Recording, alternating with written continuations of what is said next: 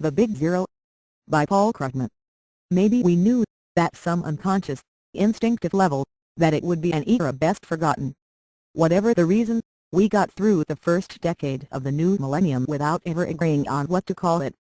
The aughts. The noughties. Whatever.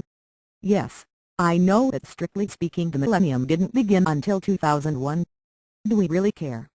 But from an economic point of view, I'd suggest that we call the decade past the Big Zero. It was a decade in which nothing good happened, and none of the optimistic things we were supposed to believe turned out to be true. It was a decade with basically zero job creation. Okay, the headline employment number for December 2009 will be slightly higher than that for December 1999, but only slightly. And private sector employment has actually declined, the first decade on record in which that happened. It was a decade with zero economic gains for the typical family.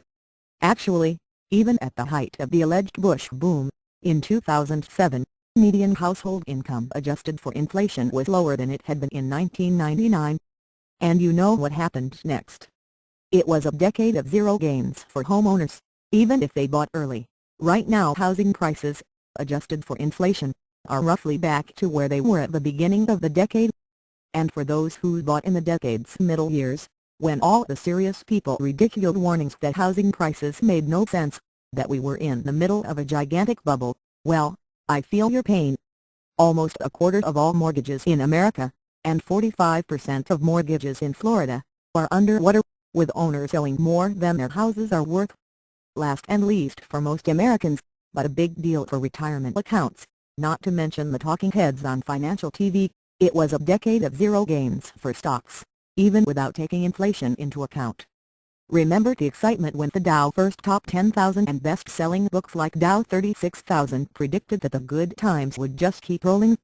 Well, that was back in 1999. Last week the market closed at 10,520. So there was a whole lot of nothing going on in measures of economic progress or success. Funny how that happened.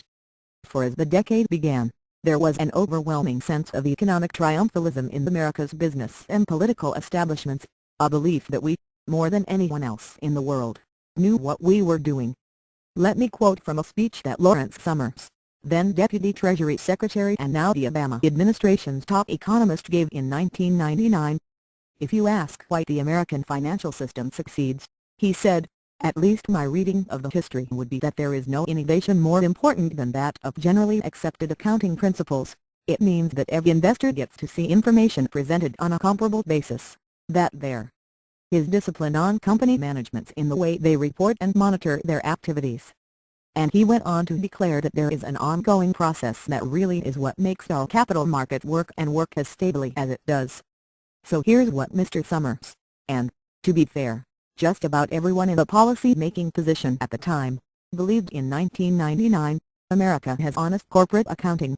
This lets investors make good decisions, and also forces management to behave responsibly, and the result is a stable, well-functioning financial system.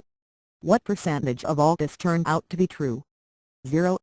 What was truly impressive about the decade past, however, was our unwillingness, as a nation, to learn from our mistakes. Even as the dot-com bubble deflated, credulous bankers and investors began inflating a new bubble in housing. Even after famous, admired companies like Enron and WorldCom were revealed to have been Potemkin corporations with facades built out of creative accounting, analysts and investors believed banks' claims about their own financial strength and bought into the hype about investments they didn't understand.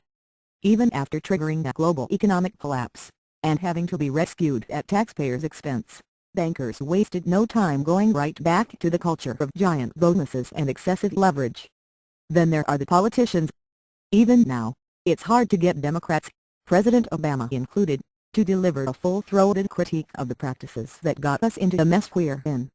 And as for the Republicans, now that their policies of tax cuts and deregulation have led us into an economic quagmire, their prescription for recovery is tax cuts and deregulation. So let's bid a not at all fond farewell to the Big Zero, the decade in which we achieved nothing and learned nothing. Will the next decade be better? Stay tuned. Oh, and Happy New Year!